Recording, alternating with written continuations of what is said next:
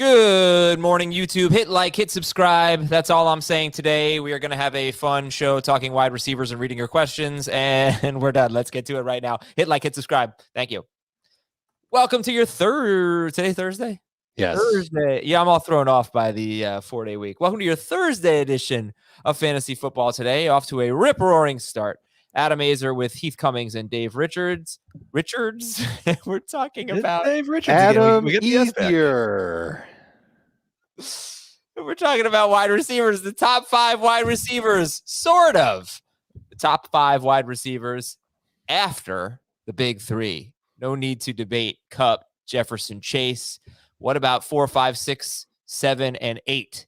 Who are they? Well, they're pretty similar for Dave Richards and Heath Cummings, but not entirely similar. Keenan Allen and CeeDee Lamb are the big differences. We'll start with that. We're also going to read your Apple Podcast questions. So you can leave us a nice 5-star review on Apple Podcast with a question, and your question will likely be read. You guys doing better than me? You're all set, good to go, organized? We're doing great, Jamie. Keep it up. All right, so Kupp, Jefferson, Chase are your top 3 wide receivers. After that, in full PPR, Heath has Devontae Adams. Dave has Devontae Adams. Then 5 is Stephon Diggs for both of you. You both have Deebo Samuel and Mike Evans at 7 and 8. For Dave, it's Deebo 7, Evans 8, and for Heath, it's the opposite, Evans then Deebo. Number 6, though, is different. Number 6 is Keenan Allen for Heath, and number 6 is CeeDee Lamb for Dave. So let's start with that. CeeDee Lamb versus Keenan Allen. And by the way, Dave has Allen 10th and Lamb is 9th for Heath. So let's start with that. Heath, go ahead. Keenan Allen as your number 6 wide receiver. Pretty ambitious in full PPR. And CeeDee Lamb outside your top 8. You have him 9th. Go ahead. Yeah, this is entirely a PPR debate. I don't know how big the difference for Dave is between Keenan Allen's ranking in PPR and non, but he's one of the biggest differences for me. Allen 6 or 7 in PPR and outside of the top 12 in non. But like the difference is, and we talked about this a week ago with Lamb, like I've seen Keenan Allen earn 10 plus targets per game consistently over the last few years with Justin Herbert. We've not seen CeeDee Lamb do it because it's only been his first 2 years in the league, so you could kind of give him a pass on that. We've not seen anybody in a Kellen Moore offense really come close to that. They have really spread the ball around, and they don't have as many weapons this year. Amari Cooper's gone. Maybe they will really turn into an offense that targets one wide receiver heavily, but they've not been that in the past. And so Lamb last year, I think, had 120 targets in 16 games. I've got him projected for an increase up to 138. But just not, I have a hard time getting him on Allen's level. And that difference between their catches, I think Allen had 30 more catches last year. I have him projected for 20 more catches this year. And it's not like Lamb, like if you're not sure the guy's going to be a huge catch guy, some guys like Mike Evans can make up for that because they score a bunch of touchdowns or they have a huge yards per catch. Lamb's not done that either. I think he's actually scored fewer touchdowns than Keenan Allen over the last 2 seasons. They had the same amount, 6 in 2020. Allen had 8 in 2020. Allen had 3 more the year before that. Okay. When Lamb was a rookie. Right. Yeah. Okay. And without Dak Prescott for most of that year. And they were off by 36 yards, according to the math in my head, last year. Same amount of touchdowns, basically the same amount of yards. The catches are the difference, and I totally get that. For me, it is a ceiling versus floor play. Keenan Allen is safe, especially in full PPR. Non-PPR, kind of safe. I still have him as a top 15 wide receiver in non-PPR. And I love the offense that he's in. But I feel like what you got last year from Keenan Allen is what you're going to get this year. And that's not a bad thing. He was 12th in PPR points per game, and he's going to get you the targets that Heath talked about. But I think CeeDee Lamb's got a chance to really do more with the targets he gets, even if he doesn't quite get as many targets as Keenan Allen. I think he's just more of an explosive receiver than Keenan Allen. I think he's, this is going to sound weird, more of a playmaker than Keenan Allen at this point in their respective careers. And I think Dallas kind of painted themselves into a corner with their passing game. Unless Gallup makes an unbelievable recovery, Lamb is going to get peppered. there isn't going to be another wide receiver there that gets anywhere close to the same type of target volume that Lamb will get this year. And Dalton Schultz is going to be the only other guy that I think can come relatively close to that type of target share. I think that you're playing the upside card with CeeDee Lamb. I see the Cowboys throwing a lot this year, and I think you're going to see CeeDee Lamb break through for double-digit touchdowns on top of it. The most targets I'm seeing in the Dak Prescott era is 133 from Dez Bryant, but that was a 27% target share. But that was all the way back in 2017, which I think was Dak Prescott's rookie year, or close to his rookie year. Early on in his career, they weren't throwing that much, but it was Dez Bryant, and second on the team was Jason Witten, followed by Terrence Williams, Cole Beasley. So that's hopefully if you're a CeeDee Lamb guy, you're hoping for something like that. A 27% target share would be amazing. Yeah. It would give him wide receiver one potential, but you're just hoping that he gets, I don't know, 24% target. What kind of target? He was right around 22% in the first half of last year, if I recall. Okay. I think I have him at 23 projected right now. Right. So Heath's projecting him for the type of target share that we're looking for. Well, apparently, and I think everybody would agree that 130 targets for CeeDee Lamb is totally reasonable. Yeah, and it's a little low for a top 5 wide receiver. If you want him to finish in the top 5, it's very low for number 1. If you have ambitions of it being number 1, but I don't think anyone thinks Keenan Allen's going to be wide receiver 1 this year in this debate. But it can happen, I guess. But yeah, I don't know. If you look at wide receivers who've had 120 or fewer targets in 16 games, there aren't that many that have finished top 5. Chris Godwin comes to mind a couple years ago. He's one of the only ones. Jordy Nelson, like 10 or 11 years ago. Well, so 130 targets is not typical. That's pretty low for a top 5 wide receiver. But you have him 6. So I'm also not saying that 130 targets is what he will end up with. Yeah. Because they're just I'm really, I don't know if concerned is the right word. I'll use it. I'm concerned there isn't another guy to warrant or earn, whatever word you want to use there, targets in this Dallas offense. I think Lamb's just going to see a ton. I think there's upside for him to lead the league in targets. Yeah. I mean, and that's the problem with projections, I guess. I have a harder time imagining those things that are completely out of character for the team and the coordinator and the quarterback. So another question here. We'll end this discussion and move on.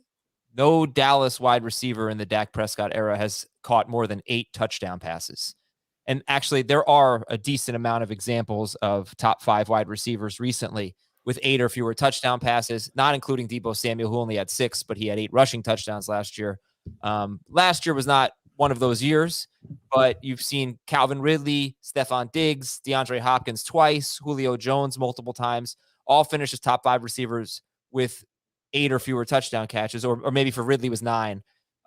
Chris Godwin had 9. Michael Thomas had 9 when they were top 2 wide receivers. But that does stand out to me. No more than 8 touchdown catches for any Cowboys receiver in the Dak Prescott era. Does that matter to you, Heath? I mean, it just kind of goes with what I was saying about the targets. I just think that this offense and this quarterback and this coordinator have a history of spreading the ball around. Now, Dave's right. They don't have as many seemingly good options. My argument might be a good argument for Tolbert as a sleeper. Okay. Sure. All right, let's move on then.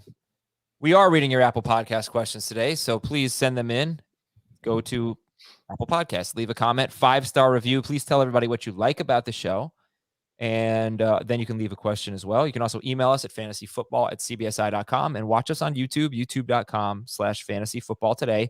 We're going to have live streams every Tuesday afternoon for the foreseeable future, live mock drafts, getting you ready for your upcoming drafts. And we've got Scott Fish coming on next Tuesday. We're going to do a Scott Fish Bowl mock draft, which check out Heath's thread, by the way, comparing Josh Allen to Lamar Jackson and why you need to pay attention to your league scoring format, especially in the Scott Fish Bowl. But we'll help you out with that. We'll help you figure out who the most valuable players are. Was that thread the thing that lets you know that completion percentage matters in Scott Fish Bowl? No, I knew that. Okay. Because I didn't know if you looked at the rules last year or not. I look at the rules, but sometimes I'm just like, okay, this is too much here. I'm just going to draft. Yeah. Tight end premium is huge. Like tight end premium is a huge deal. So is the half point per catch, half point per first down. Yep. Was it always that way or was it full point? It's been that way for a few years, right? It was that way last year. And I don't even really factor in half point for first down, except for Well- quarterback rushing totals, because quarterbacks get the half point for rushing first downs. Yes, and it makes it much more like a non-PPR league than a PPR league, Really? and it emphasizes yards more. Is the easiest way to project it. Yeah, okay, that makes sense. And the tight end premium is a full point for a tight end catch, right? And a half And a point first for- down. Mm-hmm. Oh, a full point. Oh my gosh. Yeah. I've got, but still, because the tight ends don't have the yards the elite running backs and wide receivers do. Like I don't think I have, let's see, Kelsey and Andrews I have projected for around 330 points. So basically better than every wide receiver besides Kupp or Jefferson. And better than every running back besides Taylor, Henry, or Eckler. So there's basically 5 non-quarterbacks ahead of those 2 tight ends in my projections. Yeah, and then you say, well, they're obviously their first round picks, but it's also super flex. So people are going to take quarterbacks early. So it'll be interesting to see. And it's third round reversal, right? Yes. Third round reversal. What pick did you get? I took the ninth pick because I knew it was third round reversal. I wanted an early third round pick. I took the 12th pick. Yeah, I wasn't available in the Miami, Florida league. What league are you in? Fort Lauderdale with Dave. Oh, you guys are both in Florida. We are not in the same league anymore. You I left? moved west. I left for Las Vegas. I offered to leave for Kansas City, but that must have been why Scott didn't take me up on it. Nope. Yeah, I got first. some good. We got some good chatter here going on YouTube. Let's see. Just for reference, there are 15 quarterbacks. I said 5 non-quarterbacks are ahead of Andrews and Kelsey in the projections. There are 15 quarterbacks projected for more points. Okay. Here's a question from John. Would you take Adams or Diggs if they're available at pick 15 or 16, even if you took one of the big 3 at picks 9 and 10? Yeah, I would. Well, what's the scoring? That kind of plays into it for me. What's the scoring and how many wide receivers do you start? If it's full PPR, nobody can actually imagine you taking 2 wide receivers with your first. I know, but I think it's a good move this year because the other day, because I expect the running backs to dry out pretty quickly in round 1. By the time you get to the point where you look at Kupp and Jefferson and Chase and you go, these guys are pretty awesome. It has to be full PPR. Start there. If it's not PPR, half PPR, I'm just going to keep going with the bull rush toward running backs. But if it's full PPR and you need to start 3 of them and you've got a late one, man, I have no problem whatsoever going receiver. I want to see that in a mock. Give me a late pick without a run. Yeah, sometimes we do these mocks and Kamara's there late. I'm going to take Kamara over them. The problem for Dave is going to be that first round pick. He's going to be taking the running backs over the wide receivers. But for me, not if it's late enough, and not if the running backs go as. If it's pick 12 and there's already 13 running backs off the board, Dave will do a wide receiver. Yeah, for me, if Aaron Jones is off the board, DeAndre Swift is off the board, and the top running back is Leonard Fournette, and I already have. If I already took a wide receiver in round 1, and the best running back is Fournette, we'll see if he can lose some weight. But right now, I'm a little nervous about it, so I would definitely go with that second wide receiver. How about you? Yeah, I've got both Adams and Diggs in my top 15, so no problem with it at all. Okay, I believe I do too. I'm actually. I might be. It might be a slow turn, but I've been thinking about. You've been talking about doing it for a lot of the off season. Every time we have a mock, I draft. Like I look at your team and you've got 4 running backs in the first 6 rounds. Yeah. So that part might still. It's tough to break these habits, but I want to stick with what I truly believe in when it comes to how I want to build a team. Like we just did a draft, and I had an early first round pick. Took Derrick Henry in round 1, and I get to round 2, and I think Saquon was there, and there wasn't a receiver that I was in love with. So why am I going to force it and take a receiver when I'm going to take a chance on Barkley, who is sounding better as the offseason goes on? It doesn't seem like he's in the same place as he was this time last year. And then in round 3, Javonte Williams was still there, and there wasn't a receiver that I was in love with. So I went with a running back again. I'm not going to force it, Heath. It's snips. If there's one thing you've taught me, It's snips. Yeah, but yeah. Surely no intentional positional strategy. Yes. It seems based on your history that you may have an intentional positional strategy. It's that you draft a ton of running backs early. Again, I agree. I know. It's I'm trying to fight back against something that I've been doing for almost 2 decades, over 2 decades. Jesus. All right, one more question here. One more question. Go ahead. From huge. I'm not gonna read. I don't. That sounds dirty. I'm not gonna read that screen name. Tyreek Hill over Devontae Adams. He says you guys don't have Tyreek Hill in your top 8. You have Devontae Adams 4. So, what are the odds? What are the chances Tyreek Hill's better than Devontae Adams this year? 40%? I was going to say lower than that. 45%? I'll Like I've put got it- a real low confidence on both those guys.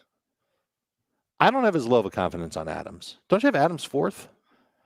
I mean, in confidence in where they're going to finish. Yes, I have Adams 4th, and probably he should be 5th. I should probably put him behind Diggs, but Yeah, I get that. yeah, I don't like in non PPR. I've got him Hill and Adams back to back. Okay. All right, guys. Thank you for answering those questions, and thank you all on YouTube for the chatter.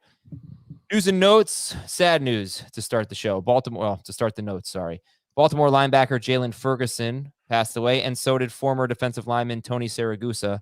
A tough day for the Ravens and the NFL, and obviously those families. So sorry to hear it. Our condolences. You want a goose story? Yeah. 2002 or 2003, they played Miami in the first round of the playoffs. They crushed the Dolphins 20-3. And I went into the locker room after the game, and it was a party in there. And Siragusa was leading the charge, dancing around, and he was thrilled to have won the game and to advance in the playoffs. Thought it was interesting that he was wearing a Mickey Mouse T-shirt underneath all of his gear. He would. Day. Yeah. And just totally excited. Like, you're hearing everybody talk about how much energy that he had and how good of a dude he was in the locker room. I got that from spending 5 minutes in the locker room and talking to him after the game. He was super pumped. Talked to him about it years later at a fantasy convention. And he was like, great, that's what you remember about me is that I'm running around in a Mickey Mouse shirt. I said, yeah, but you were really happy that day. He's like, yeah, I really was. We won the game. Duh. So it sucks, man. And he was also, character on Sopranos, if I recall. Yeah, and 25th Hour, which was a pretty good movie. Not as good, not as well remembered as Sopranos. No, but it's actually a solid movie. And I think I would say my favorite Spike Lee movie. He was very good in it. Tampa Bay beat writer Greg Allman would not be surprised if Chris Godwin opened the season on the PUP list. Let me tell you what Russell Gage did in the last 10 games of the season. He was on pace for 97 catches. This is with the Falcons last year with a terrible. I mean, you look at the Matt Ryan. He wasn't very good last year. His numbers weren't very good last year. So, well, that's partially because Russell Gage was his number 1 wide receiver. Sure, but I think it's actually interesting when we talk about Kyle Pitts and this huge downgrade in passing offense. Well, their passing offense was pretty lousy last year. But anyway, on that offense, he was on pace for, without Calvin Ridley, 97 catches, 1,148 yards, 5 touchdowns. That would have made him per game number 31 in non-PPR, number 25 in both half and full PPR. So that was Russell Gage last year. If Godwin starts the year on the PUP list, that's 6 games, right? 6 games he'd be out? 4, I think. 4? Did they change it? No, I don't think they did. Short-term IR was 4 now? Or right. That changed from 3 to 4. Yes, I don't think PUP has changed. So it would be a minimum of 6 weeks. Yeah. So I'm reading, or I think it did change. PUP changed? I'm almost certain. Somebody else do some research, but it looks like sorry. What happened? I'm not finding it as quick as I can, but I'm very sure minimum 6 game was the old rule, and I believe they have modified the rule this off season. I think you might be right. I'm just 4 doing a games. quick Google search right now. It is correct. I was going to play the Adam. How did I miss that? Wow. Didn't really. Now players are hold on. They're eligible to begin to practice after just 4 games. With no. Okay, you figure that out. I'm going to get back to I'll figure it out. Houston rookie running back Dameon Pierce should have plenty of chances to become the lead running back by the end of the season, according to ESPN's Sarah Barshop. Not a huge surprise there. Michael Gallup should be ready sometime in September, according to ESPN's Todd Archer. Are you drafting Russell Gage or Michael Gallup first? Gage. I have Gage ahead right now. I don't really like it, but yeah. I don't get that. I mean, Gage eventually is going to be the number 3 guy. Yeah, it could be 4 weeks from what I understand about Pup. Yeah, you're right. I'm moving Gallup ahead of Gage. Let's go, Heath. Yeah. I mean, Gallup is coming off a torn ACL, so yeah. So that does hurt too. But. And Gage is potentially replacing a receiver who is coming off of a torn ACL for the first 4 games minimum of the season. Can we go back to the Dameon Pierce thing again? Yeah, go. Because I've had it this way in my projections for a while, and I always just change it in my rankings. But with the Rashad Penny news that he's the favorite if he can stay healthy to be the lead running back, and the Dameon Pierce thing that we all pretty much thought already, is it really that crazy to think Dameon Pierce outscores Ken Walker this year? No. No. Nope. But right. you're talking about a running back. Like, how does that happen? I think Penny would have to stay healthy and continue to play well and force Walker into a complementary role. And Pierce breaks out in Houston for whatever a breakout running back in Houston would do. Which offense is going to be worse? Oh, probably the Seattle offense, right? If they don't improve their quarterbacks, it's certainly possible, but I think it's going to be close. And I think the run game in Seattle will be better than the run game in Houston. All right, next note. Jalen Ramsey had shoulder surgery, should be ready for week 1. Austin Hooper is a preferred target for Ryan Tannehill, according to ESPN's Teron Davenport. He's like the only one that's healthy. Hooper or Cameron Brate? I believe I've got Brate higher just because it's Brady throwing the passes. Both of them have tough schedules to begin the season, if I recall. I don't have either in my top 24 tight ends, but I would say Hooper. Carolina wide receiver Terrace Marshall has had a good spring. Keep an eye on him. The Steelers signed defensive tackle Larry. He's going nowhere unless Robbie Anderson is out of there. Maybe he'll retire. I mean, there's a chance that Robbie Anderson's just as bad as he was last year, and they throw the ball to Marshall over Anderson, right? Yeah, sure. So, like, he could overtake him on the depth chart or something like that, get his playing time. Sure. Who's their quarterback? I mean, that's terrible as well. Currently, I think it should be Cam. San Francisco would only keep. Oh gosh, no. Enough with Cam. Move on. I mean, he's better than Sam Darnold. Baker or Cam? I don't Baker. know. Better than Sam. Garoppolo. I'm not saying Cam's good, but Sam Darnold's not a top 40 quarterback in the NFL. Yeah, I don't know that Cam is anymore. He's been so bad. He's had some extenuating circumstances the last 2 years. He's been in some very difficult situations. I think Darnold's probably better than Cam as a passer, but Cam at least brings something that defenses have to account for. Could Darnold at least be a little bit under the average line behind an improved offensive line? So I don't want to call him an average quarterback, but just a little notch below. Yeah, because that offensive line's better. When you say average, are you talking about the starting quarterbacks or all the quarterbacks in the NFL? Because I think all the quarterbacks, he is slightly above average, right around 40 to 45. No, I don't think he can be an average starting quarterback in the NFL. No. There are not with a good line. Quarterbacks. What? There are not 90 quarterbacks on active rosters. In the NFL? Well, usually I think teams just have Make the number 60. Is he the 30th? No, he's below. No, he's definitely not above average. Yeah. There's 9. We're going to count practice squad quarterbacks as well. We'll get up to 100 quarterbacks, and he is above average. Are we counting people like Cam and other quarterbacks that might get signed? You know what? Just blow up that number. I would like to go back and find that all the audio of people saying Sam Darnold was clearly better than Gardner Minshew and replay that. Let's take a break here and come back and actually talk about wide receivers. Devontae Adams, Stephon Diggs, Mike Evans, Deebo Samuel. We still have to get into them. We'll talk about the next 5 after the big 3 right after this on Fantasy Football Today. So it's Cooper Kupp, Justin Jefferson, and Jamar Chase in some order. And then the next 5 for Heath are Adams, Diggs, Keenan Allen, Mike Evans, and Deebo Samuel. For Dave, the next 5 are Adams, Diggs, CeeDee Lamb, Deebo Samuel, and Mike Evans. So again, just to recap, 1 through 5 are the same. Kupp, Jefferson, Chase. You guys have Jefferson over Chase? In PPR. Okay, so Kupp, Jefferson, Chase, Adams, Diggs. Top 5 is the same. Then CeeDee Lamb is 6th for Dave and 9th for Heath. Keenan Allen is 6th for Heath and 10th for Dave. 7 and 8 are Deebo Samuel and Mike Evans for both Dave and Heath, although the order is flip-flopped. But yeah. We could make this more fun and just use my projections instead of my rankings and add Brandon Cooks in the discussion. Oh my goodness. No, that's okay. Where is Cooks in your projections? 6th in PPR, 11th in mine. Wow. And I like him too. I don't know if I like him that much. In your rankings, Heath? 11 or 12. Okay.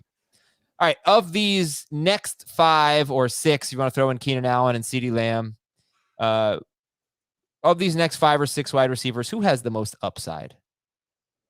Devontae. Yeah, Devontae Adams for sure. For sure. Not Diggs? Diggs is a close second. No, I don't think.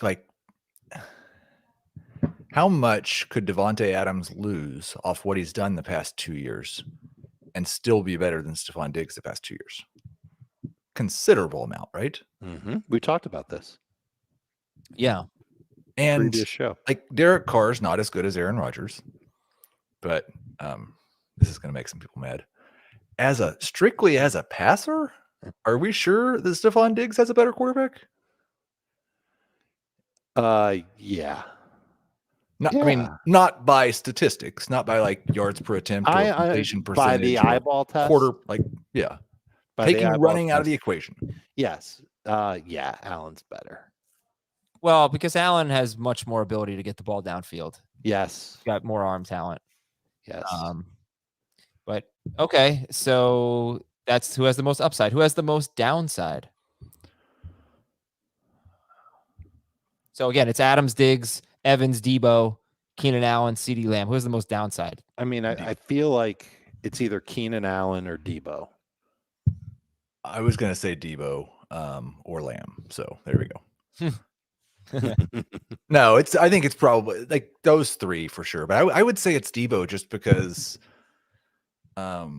he did something last year that we've never seen before. And he didn't like it. Of course, those things don't often get repeated. It wasn't that we saw something that we haven't seen before from him. He did something that we haven't seen before ever, right? Right. He's crazy. 14 touchdowns, 8 of them on the ground. And I think I could try to find this stat, but I think he had more 20-plus yard rushing touchdowns than Ezekiel Elliott, Alvin Kamara had 20-plus carries, 20-plus yard carries. So those were just his 20-plus yard touchdown runs. Well, kind of crazy for Deebo. And what if they throw 510 passes with Trey Lance under center? Mm-hmm. Okay, yeah. And so you better hope he's running like crazy again. Deebo Samuel had 3 touchdown runs of 20 to 27 yards. Derrick Henry, Ezekiel Elliott, Alvin Kamara, and Austin Eckler all had at least 200 carries, and only 3 of them all season only 3 carries all season of 20 or more yards. So that's goodness. Yeah, I know, crazy, right? Yeah. And he averaged 18 yards per catch, which nobody does year over year. Right. And this might be the same answer, but who are you most nervous about in this group? Deebo for sure. Okay, so then let's talk about these guys. Now, we talked about most of them on the top 24 countdowns last week, but that's okay. Devontae Adams, number 4. Stephon Diggs, number 5. Why don't we do it as sort of a debate? Now, you guys each have Adams over Diggs, so it's not much of a debate for you. So I have Diggs over Adams in my theoretical rankings. I think last year was a little disappointing, and Josh Allen was a little disappointing last year. But I expect Allen to improve from his passing numbers last year, especially the completion percentage. I think he's better than that. I think the Bills' offense got a little bit figured out, and then they corrected it, just like we expect Mahomes to bounce back from a subpar by his standard season. I expect that from Allen, and I think that Diggs goes with him. They also lost numbers 2 and 3 on the team in targets, which can't hurt Stephon Diggs. But the bottom line is I expect him to be among the league leaders in targets. I expect him to be among the league leaders in yards, We haven't seen the touchdowns, but I don't see why we can't see the touchdowns. I think he's been a little bit unlucky with touchdown. I wouldn't say that, but I think he's got 15 touchdown potential, even though we haven't seen it. So I think Diggs is actually safer than Davante Adams, and that's why I'm taking him. Well, okay, so I think we should go back. Like one of the first things that you said that I want to dig a little deeper into, and it goes back to what I said, but Josh Allen will have a better completion percentage this year than he did last year. And like he did have a year in 2020 where he completed 69% of his passes. The year before that, it was 59%. Look, that wasn't his rookie year. He stunk. He stunk. Well, I just completion percentage wise, he stunk last year. Yeah. So why is it looks, when I look at it and look at his career, it appears that 2020 was an outlier, not last year was an outlier. Okay, so hold on one second. I need to do some quick math. Can you remember this number, please? Yes. 708. That's my area code. 708. 708. Okay. So if you, I actually was able to remember it myself. If you do throw in the 2 playoff games, he completed 64.5% of his passes. And that's the thing, Heath. It's like I see a guy who against the Patriots and the Chiefs in the playoffs threw for 637 yards and 9 touchdowns. I just, and then I bet if you even removed that crazy Patriots game where he was 15 of 30 in one of the worst weather games that we've ever seen, basically, in terms of the passing game, Mac Jones threw 3 times. I just don't think he's a 62 or 63% completion rate. I'm going to give him 66%. And I'll say he's in the middle of where he was. And I don't know how relevant this is to Diggs anyway, but I just think Allen is a better quarterback than what we saw last year as a passer, even though he finished as the number one quarterback. And I think Diggs will improve because it was a little bit of a disappointing season for Diggs. So there, did that answer your question? Yeah, I mean, it does. You think Josh Allen is better than his numbers say he is? Better than his, yes, I do. I think what you have to do to believe that, and it's perfectly fair to do that, is just completely throw out the first 2 years of his career and say that 2020 was more real than 2021. But even if I give him I'll give him some regression from 2020. I'll put him in the middle of 2020 and 2021. Yeah, that might be perfectly fair. How much that affects Diggs, but I think it affects him enough. I just think that there is more downside for Adams, guys, because we don't talk about Hunter Renfrow. We don't want Hunter Renfrow on our fantasy teams at his cost, which I will tell you right now. We're not excited about Hunter Renfrow. He's wide receiver 31, going in between Juju Smith-Schuster, Elijah Moore, Michael Thomas. Is that behind Gabriel Davis? It's 8 picks behind Gabriel Davis, 3 wide receiver picks behind Gabriel Davis. But I feel like Renfrow could really be just a thorn in the side of both Adams and Waller. So it's possible. That it's just there are just more things that could go wrong for Adams, in my opinion, than could for Diggs. Sure, but I think Heath was kind of alluding to this. If you're going to talk about what Waller and Renfrow could do to Davante Adams, you have to talk about what Gabriel Davis and the tight ends in Buffalo, and now James Cook and Jamison Crowder. Not in the same ballpark to me because I think Renfrow and should Waller be. are 1,000-yard guys with track records. Gabriel Davis hasn't even had a 600-yard season. I'm not saying they were 1,000-yard guys without Davante Adams on the field. Right, but Waller is, we think, better than Gabriel Davis. Gabriel Davis? Yeah, as much as I love Gabe. Who has more competition? Who has more competition? Adams or I would be more open to the Waller argument than the Renfrow argument. Yes. Renfrow is not affecting Davante Adams. No, he can affect him in an annoying sort of way. A couple catches a game. He'll steal 6 touchdowns this year. He's a bigger factor to me than Crowder. Jamison Crowder. Yeah. Yeah, but Crowder's going to steal targets too. All right, and James Cook is going to steal a bunch of targets. I've had basically all the words here. If you guys want to move on, I get where you're coming from, and I think it's probably safer to go with Diggs ahead of Davante Adams on that logic. But I think Davante Adams has figured out how to be an amazing receiver himself, and I think the fallback from Rodgers to Carr isn't going to be so painful on his numbers. I don't think he's going to match what he did last year, but I think he's still going to be in that 20 PPR point per game range. I think the Raiders are going to throw at him a lot. I think Carr's going to want to throw at him a lot. The one area where I might be a little nervous is going to be in touchdowns because defenses are going to have to make a decision. Who do you double team Adams or do you double team Waller? Waller talked about it this week.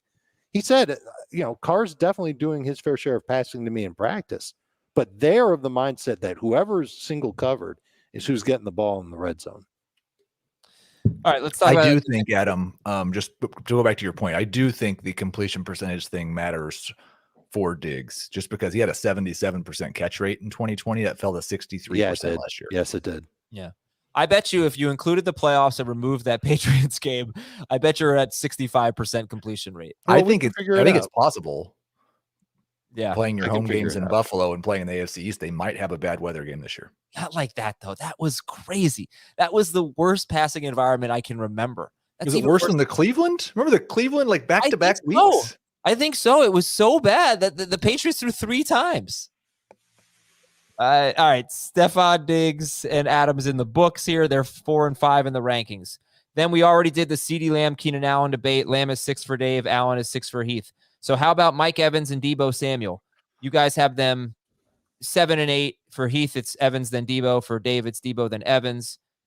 Here's my Deebo question. If he has the most bust potential in this group, like we already said, if you're the most nervous about him, why is he still a top 8 wide receiver, Dave? Deebo because he can still command a large target share in San Francisco.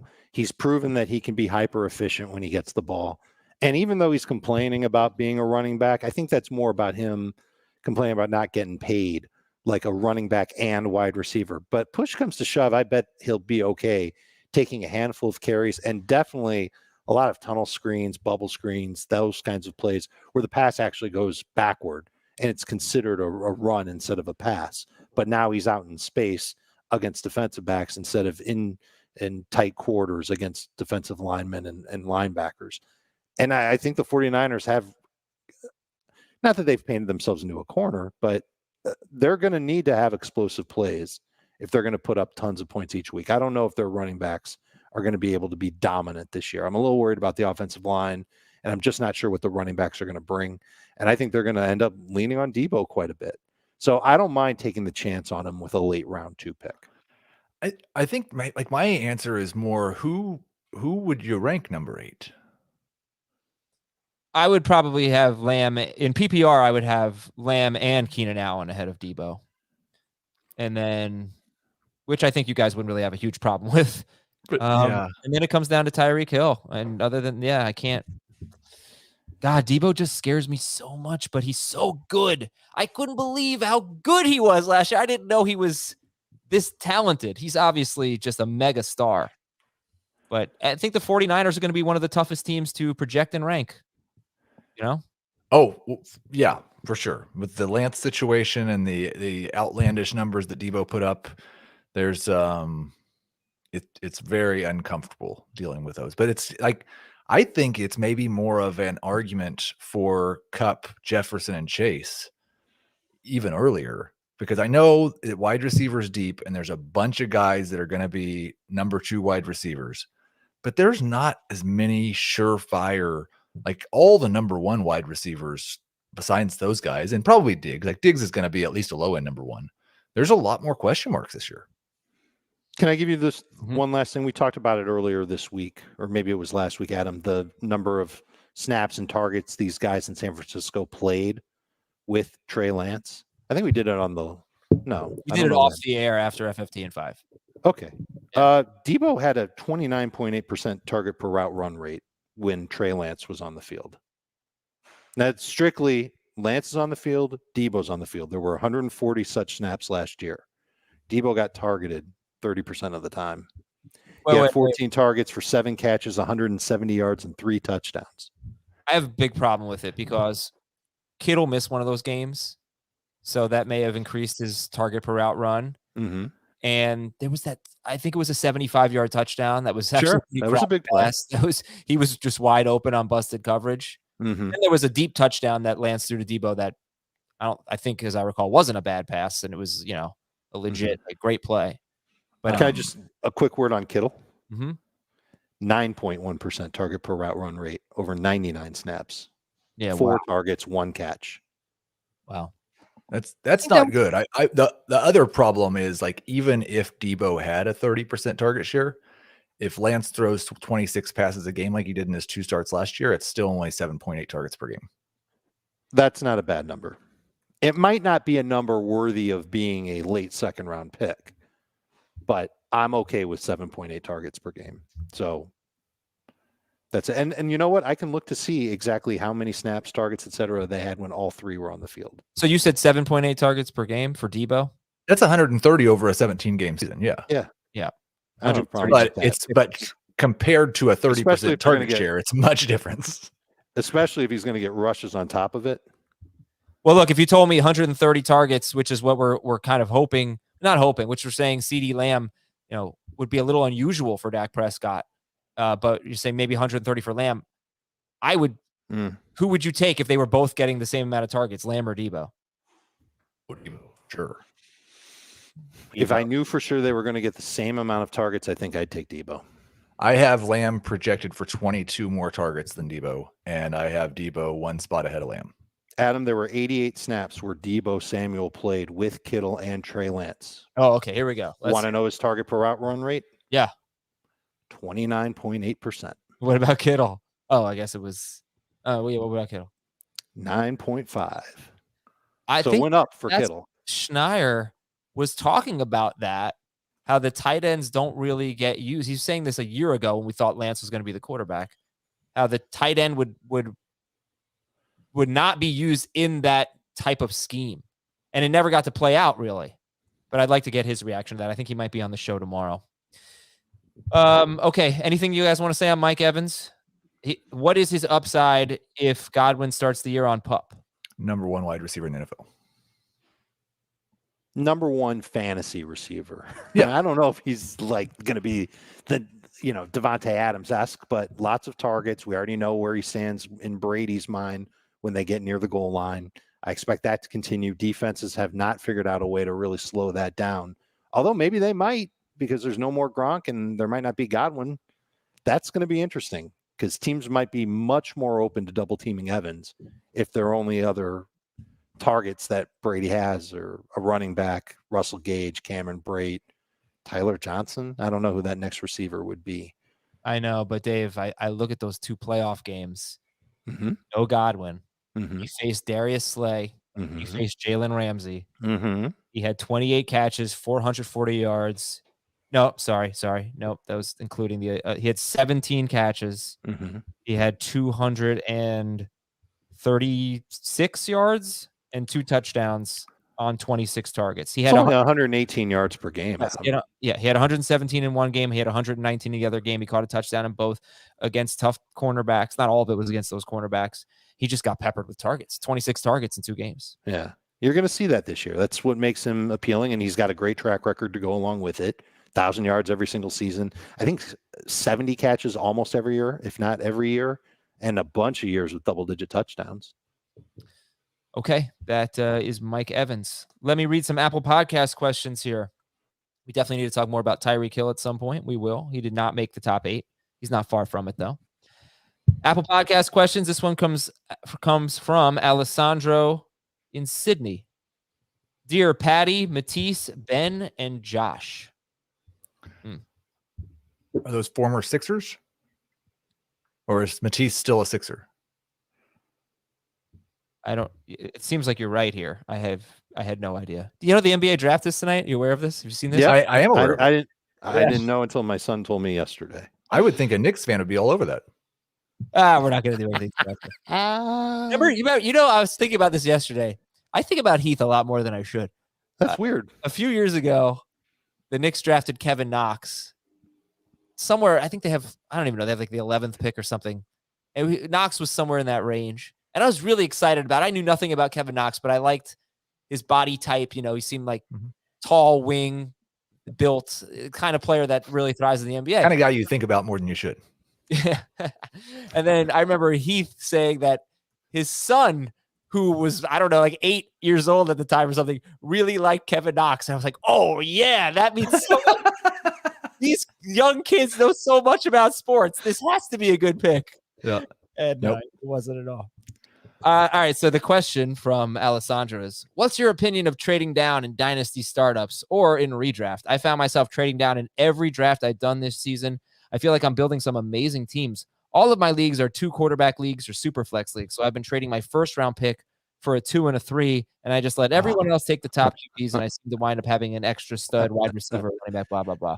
When you can trade your 1 for a 2 and a 3, of course that's brilliant. Yeah. Those are not the types of trades I would expect to get for a first round pick. That's a haul. Yeah, That's I would just clarify, you excellent. should not do that in rookie drafts. Oh, no. That's right. Thank you, Heath. This is Colton from a small town in southern Ontario. Is Windsor small enough? No. That's the only town that I know besides Toronto and Ontario.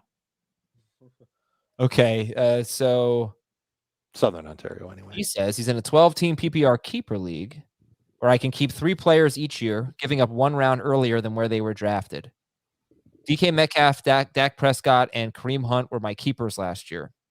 This year's a lot harder decision. What do you guys think? I can keep Prescott in the 14th, Metcalf in the 11th, and Kareem Hunt in the 6th, or Mike Williams in the 8th, Jamar Chase in the 4th, yes, Javonte Williams in the 3rd. Yes. Dalton, there's better value than that. Dalton Schultz in the 15th.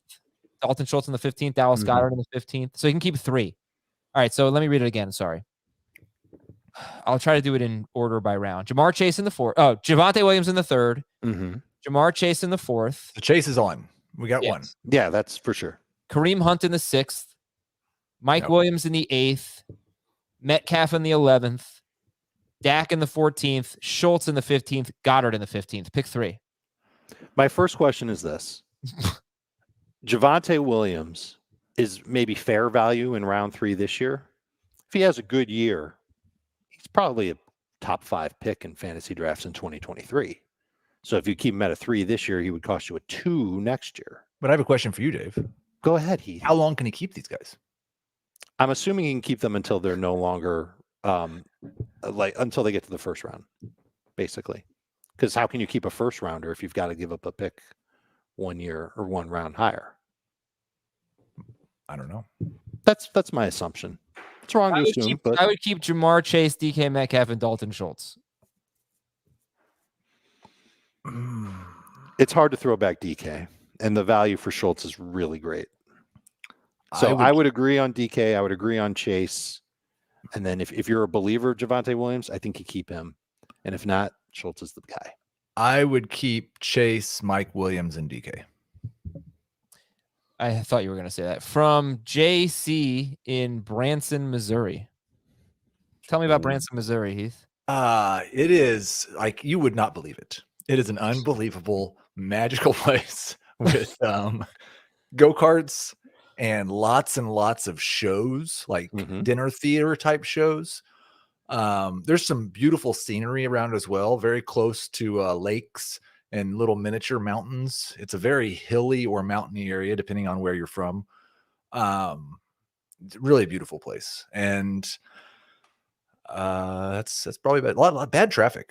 Some of the worst traffic in Missouri. Really? All right. Better pizza, Branson, Missouri, or Manhattan, New York? Well, I've never had pizza as bad as I had in Manhattan, so I'm going to go with Branson. I swear, all the things that Heath and I have ever argued about, that makes me the craziest. Just so mad about that. It's my fault. 10-team Superflex half PPR league. We get to keep 2 keepers for a maximum of 2 years. QBs are mostly kept or gone after round 2. It is Superflex. Should I exercise my 2-year option on Antonio Gibson in the 7th round or throw him back? And secondly, should I keep Kyler in round 1, Justin Jefferson in round 3, Michael Thomas in round 12, Nyheim Hines in round 16, or Darnell Mooney in round 19? What do you think about Gibson in the 7th in a half PPR Superflex 10-team league? That's good. I'd rather have Jefferson in round 3, though, for sure. Sure, right? sure, right. But he asked 2 separate questions, so I don't know if one is independent of the other. It's really not that great a value, though, in a 10-team league. It's a top 70 pick when you throw in how many quarterbacks are going to be in there. Maybe. I still think it's good. He might go 1 to 2 rounds higher. I would like to know what pick he has. Because if he's got 10, 11, 12, then I'd probably keep Kyler and Jefferson. Yeah. Okay. From Angry PD Pablo. Dear Troy. Why are you so angry, PD I don't Pablo? know. Dear Troy, Tony, Roger, and Danny. Cowboys quarterbacks. I'm in a Superflex PPR Dynasty League. I've been offered Deshaun Watson, Christian Watson, Gus Edwards, and Cortland Sutton. All right, so he'd be getting in a Superflex League Dynasty. Deshaun Watson, Christian Watson, Gus Edwards, and Cortland Sutton. He would give up Jameis Winston, CeeDee Lamb, and Cole Kmet. He still has Aaron Rodgers and Trevor Lawrence. Would you do this trade? He has Travis Kelce, so he doesn't need Kmet. What do you think? I was going to let Dave answer first while I tried to. Yeah, sure. I'll answer first. Trade chart magic. I would accept the deal. I think the downgrade from Lamb to Sutton is worth whatever upside Deshaun has whenever he gets back on the field, plus Christian Watson. Gus Edwards is not a factor in the deal. I don't look at Cole Kmet or Jameis Winston as excellent long-term options. Lamb's the best player in the trade. I think you're getting good enough in exchange.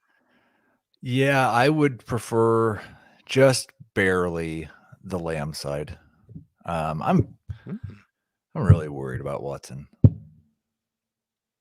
Yeah. Yeah, I'm just going to go up and down with no real reason probably, but I'm down until there's a reason to go up, but I don't think he's going to be banned from the NFL forever. Dave, did you finish Stranger Things? No, 1 episode to go. Oh, all right. And I got some time. I need to give you a public apology for making fun of you over Stranger Things over the years. Did you make fun of me? Oh, no. Never mind. I don't remember. It's so good. I said on the show the other day, it's I think it's my 3rd favorite show of all time. It's that good. I haven't really thought about it, but it's definitely one of my favorites. It's so good. It's just so fun. I always judge whatever I'm watching, whether it's a movie or a TV show, on how likely am I to watch this again someday. And I would 100% rewatch the entire Stranger Things series. I actually don't feel that way about Stranger Things. No, you suck. But I get so excited to watch it. That's how I judge it. Yeah. I'm pumped up. That's part of it too, right? The anticipation for watching it. Yeah. That's how I felt about Obi-Wan. I thought Obi-Wan delivered. I have to apologize for making fun of you for liking Star Wars. For all listeners. You know, we're having a nice little. Dave was saying that because he changed his mind. Have you actually changed your mind about Star Wars? I never thought negatively of Star Wars. I just had never really seen it. I did watch all 3 movies recently, the first 3, the original 3. And yeah, they're good. I actually like sorry, technical issue. I like the original one better than Empire Strikes Back. I think New Hope is my favorite. New Hope is great. Yeah. All right, guys. Thanks. Have a good day, everybody. We will talk to you tomorrow on Fantasy Football. Sorry.